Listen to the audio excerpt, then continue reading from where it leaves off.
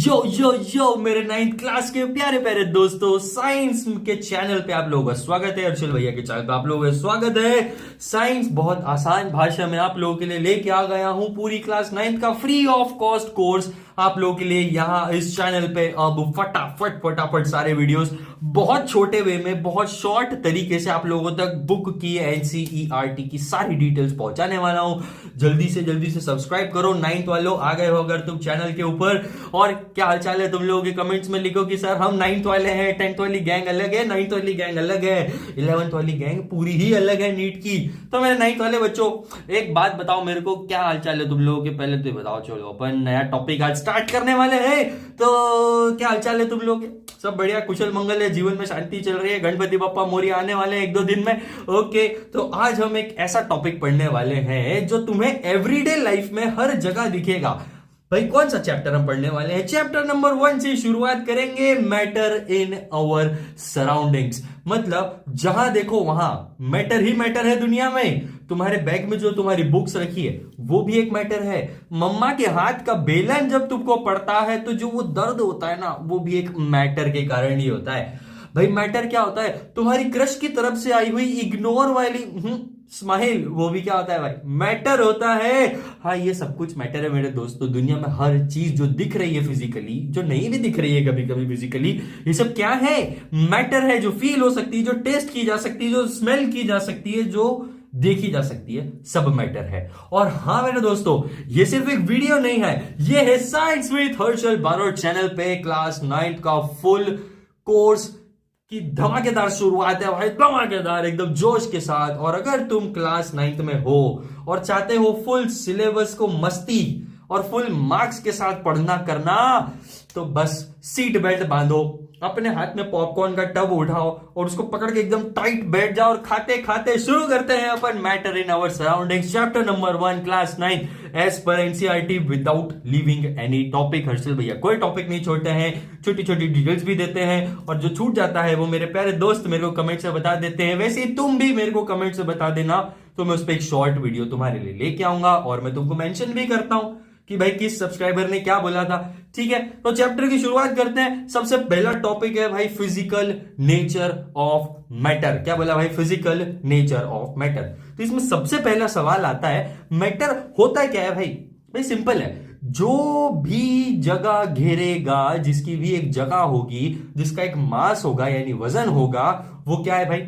Matter है। भले बहुत माइन्यूट सा वेट होगा जो फील भी नहीं होता है, वो भी एक मैटर है। मतलब तुम, मैं, ये माइक जिसमें मैं बोल रहा हूं, और वो दोस्त जो हर लेक्चर में सो जाता है, वो सब क्या है भाई? वो तुम्हारा दोस्त भी एक मैटर है, वो नींद भी एक मैटर है, और वो गंदे गंदे खर्राटे बदबू वाले, वो भी एक मैटर है।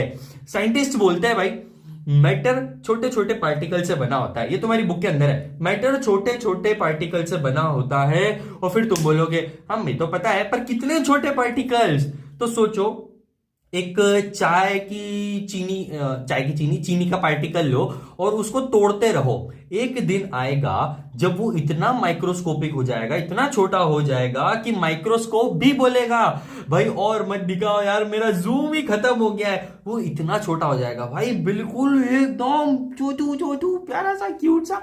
ठीक है, तो ये भाई ये चीज अपने को पढ़नी है। ओके, यही होता है मैटर, सबसे छोटे पार्टिकल्स है ना, जिससे हर चीज बनी हुई होती है।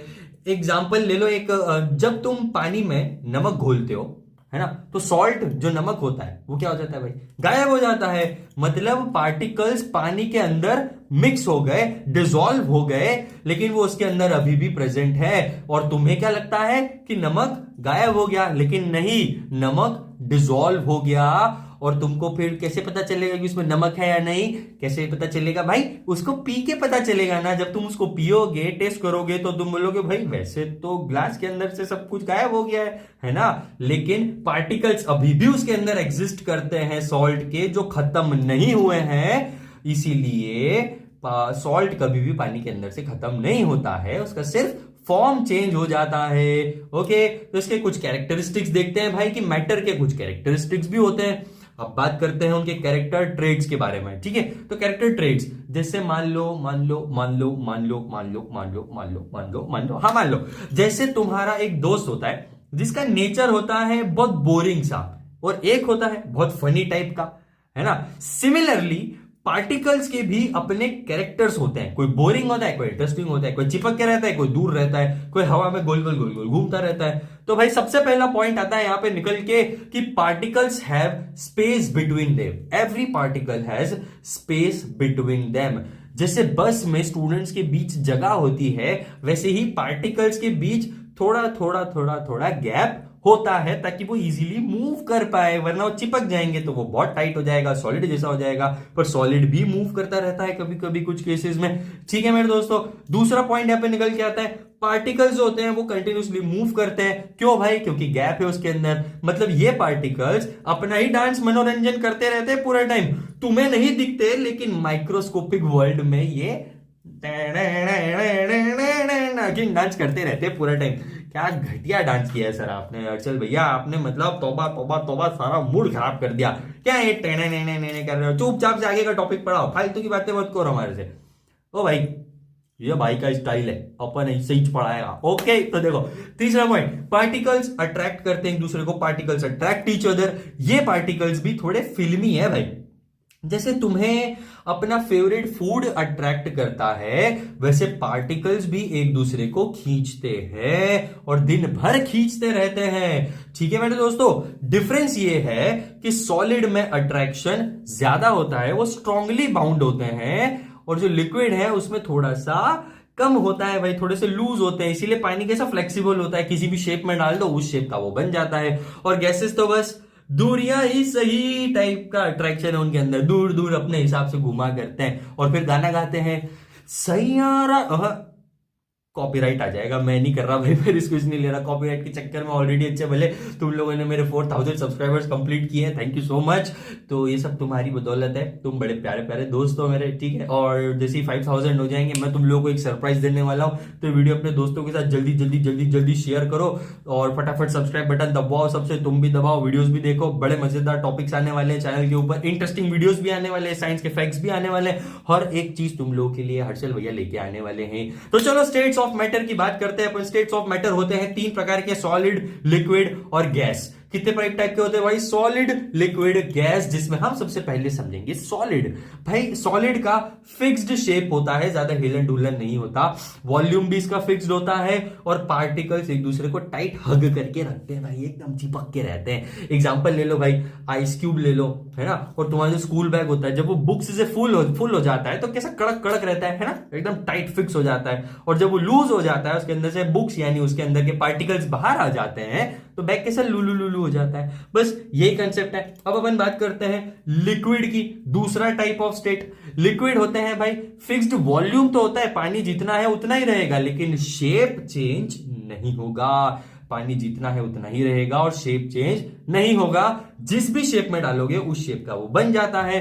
जैसे जूस बॉटल में डालो या चाय के कप में डालो, सबका शेप अलग अलग ले लेगा, वो तो फ्लेक्सिबल होता है भाई, क्योंकि पार्टिकल्स लूज होते हैं। तीसरा टाइप होता है भाई गैसेस। इसका कोई शेप नहीं होता, कोई फिक्स्ड वॉल्यूम नहीं होता, कभी ज्यादा कभी कम, कभी ज्यादा सांस ले ली कभी कम सांस ले ली। ठीक है, बस यही होता है इसके अंदर। एग्जांपल लेते हैं भाई, ऑक्सीजन, कार्बन डाइऑक्साइड। और तुम्हारा होमवर्क का एक्सक्यूज भाई कहां जाता है? हवा में उड़ जाता है। हम कॉपी नहीं लाए, हमारा कुत्ता खा गया। हाँ भाई क्या हो गया हर्षल भैया, चीख भी खा गई? नहीं नहीं, ये नहीं करना। अब अपन बात करते हैं थोड़ी सी एलपीजी और सीएनजी क्या होता है भाई। ये गैसेस को प्रेशर डाल के लिक्विड बनाया जाता है। मतलब गैस सिलेंडर में जो एलपीजी है वो एक लिक्विड अंडर प्रेशर है। क्या है भाई? Liquid under pressure. जब तुम उसको रिलीज करते हो फिर से गैस बन जाता है।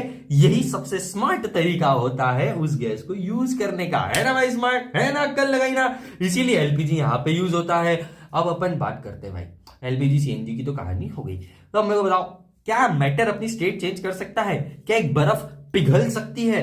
क्या एक पानी को मोबाइल के वाटर वेपर में बदल सकते हैं, भाप में बदल सकते हैं, धुएं में बदल सकते हैं? बस यही टॉपिक है अगला, कि can matter change it's state? Yes मेरे दोस्तों, बिल्कुल मैटर अपना लुक चेंज करता रहता है, बस थोड़ा टेम्परेचर और प्रेशर उसको चाहिए।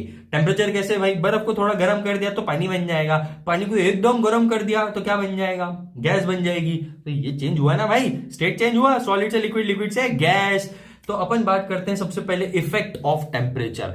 भाई आइस को हीट करो तो क्या बन जाता है? अभी बताया, वाटर बन जाता है। और हीट देते जाओ वाटर को तो वाटर वेपर बन जाता है। और ध्यान रखना, आइस जब मेल्ट होता है तो उसका टेम्परेचर 0 डिग्री सेल्सियस होता है, यानी 273.15 केल्विन। तो बच्चों याद रखना, एग्जाम में ये नंबर तुम्हें मार्क्स दिलवाएगा। 273.15 केल्विन पे वो मेल्ट होना स्टार्ट हो जाता है। मेल्ट हो नहीं जाता, स्टार्ट हो जाता है मेल्ट होना, कि अब मैं आइस नहीं हूं, मैं पानी बनने वाला हूं। ठीक है, अब अपन इफेक्ट ऑफ प्रेशर को समझते हैं। अभी सीएनजी एलपीजी की बात की थी, देख लो। तो भाई इफेक्ट ऑफ प्रेशर, गैस को कंप्रेस करो, दबाओ तो लिक्विड बन जाता है, जैसे एलपीजी सिलेंडर। मतलब प्रेशर पार्टिकल्स को फोर्सफुली एक साथ रखता है। पार्टिकल्स लूज होते हैं और उस पर प्रेशर लगाया तो पार्टिकल एक दूसरे से क्या हो जाएंगे? चिपक जाएंगे ना।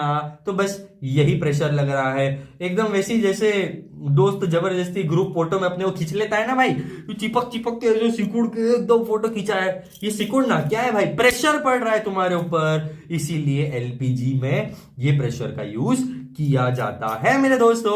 ओके, अब अपन बात करते हैं भाई थोड़े से चीजों की, कि कौन सी प्रोसेसेस होती हैं जो ये सारी काम करवाती है। मेल्टिंग करवाती है, फिर मेल्टिंग के बाद वाटर बनाती है, वाटर वेपर बनाती है, फिर गैस से वाटर भी बनती है। तो अपन ये सारी प्रोसेसेस को एक एक करके पढ़ने वाले हैं। प्रोसेसेस के नाम देख लो भाई स्क्रीन के ऊपर, डिस्प्ले इधर, शायद इधर मुझे पता है इधर होता है डिस्प्ले हो गए होंगे। Fusion, solidification, vaporisation, condensation, sublimation, deposition.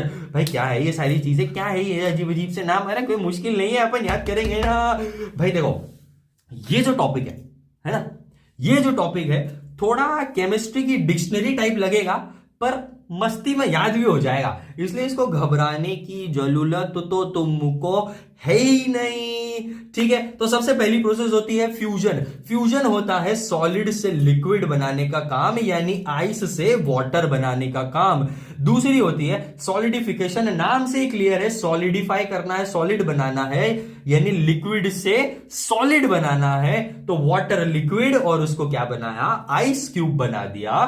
तो ये बन गया हमारा प्यारा प्यारा सॉलिड। तीसरी प्रोसेस होती है वेपराइजेशन। आसान भाषा में समझो तो लिक्विड से गैस बनाना है, यानी बॉइलिंग ऑफ वाटर, और दूसरी लैंग्वेज में स्टीम भी बोलते हैं इसको। तो स्टीम करना, ठीक है, पानी को उबाल लिया और उसके अंदर से वेपर्स बना दिए, धुआं बना दिया उसका।